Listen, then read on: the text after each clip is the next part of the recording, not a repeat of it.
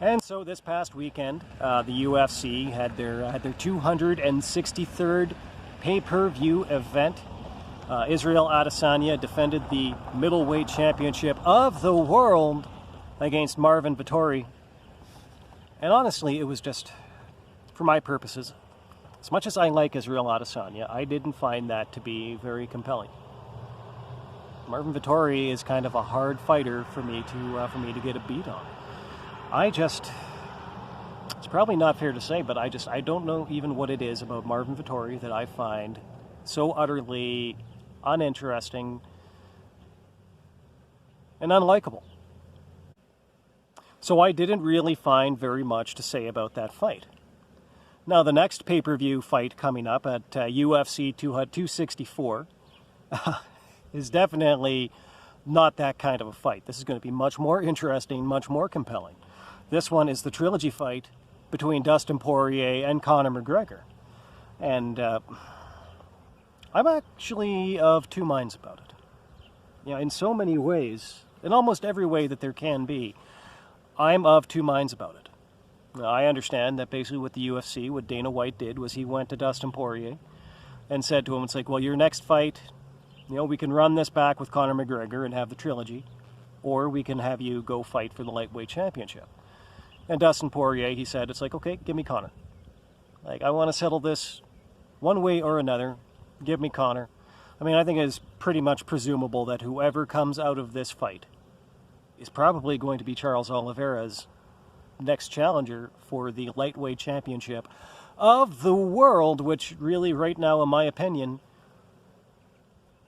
is and should remain the most coveted championship in MMA right now. It's the best of all the divisions with the number of stars in that division. You know, of all the champions to be, you know, right now, lightweight, in my opinion, you know, should probably be considered, whoever that champion is, should be number one pound for pound in the world, just based on that alone. But anyway, regardless, let's move on. And so, okay, Dustin Poirier, he wanted the McGregor fight because he wanted the payday. Can't fault him for that. There's probably more money to be made fighting Conor McGregor than there is in being the lightweight champion of the world, even if it is such a star-studded division right now. But in all honesty, I have to ask myself this question. I'm going to pose this question to you. Is right now actually the time to be doing this trilogy fight? Or should this have been put off for a couple of years? Is this even something that Dana White should have come to Dustin Poirier with? Or should he have maybe looked a little bit, you know, down the road 2 years? This is the thing that kind of bothers me a little bit about what I would call these, you know, these quick trilogy fights. And they're not unusual. Like, they're not unusual. The Couture and the Randy Couture, Chuck Liddell trilogy became a trilogy pretty quickly. Same thing with the Vitor Belfort trilogy between him and Couture. You know, they became trilogies pretty quickly. They did fight back to back. But the idea of a trilogy, in my mind, is that one way or the other, you are going to have one guy come out of those fights, you know, 2-1. One guy's going to win twice. One other guy's going to lose at least once. You know, unless somehow there manages to be a no contest, you know, or a draw somewhere in there. But I mean, those are not common results by any means in MMA. So I don't foresee that sort of a result. But in my opinion, what the idea is supposed to be is that when you look at a trilogy between two fighters, I think that you should be able to see who was the better fighter. And what that should mean, in my opinion, is who was the better fighter over the course of their careers. But instead, I think that basically what we're seeing here is that really what we're seeing is who was the better fighter over, you know, one particular flashbulb moment. If you're going to a trilogy at all, what it basically should suggest to you most of the time is that one fighter's already won when they go in at the second time. Now they're going to have the rematch. Now, if the other guy wins, you know, if it's at all a compelling matchup, you're probably going to get that trilogy.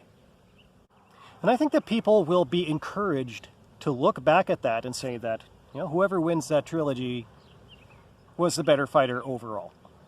But really, when you think about it, it wasn't. That doesn't really establish who is the better fighter overall.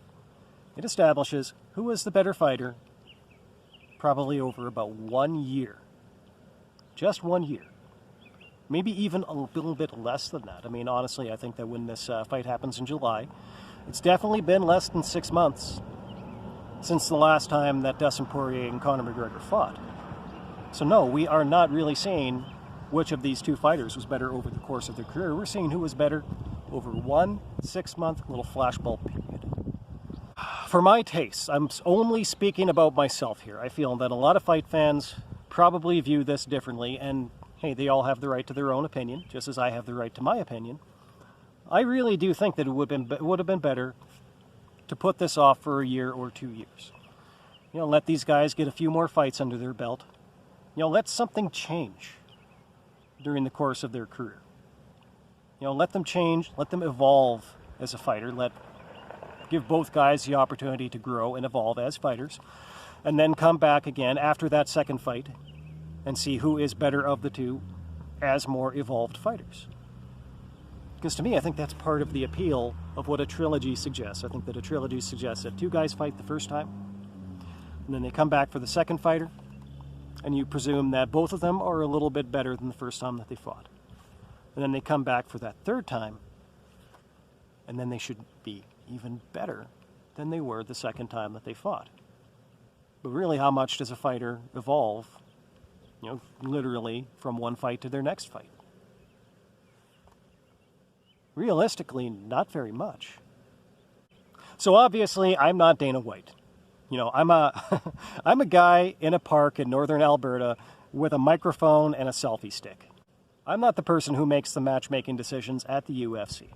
If I were, this would have been a very different sort of situation. But I'm not, so it is what it is. I mean, I'm still excited to see the fight.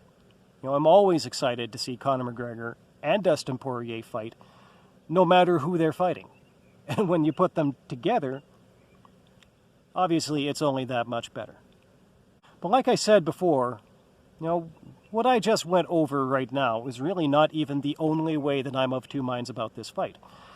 But I think that I'm going to save some of that for a future episode. Try and stretch the content out a little bit.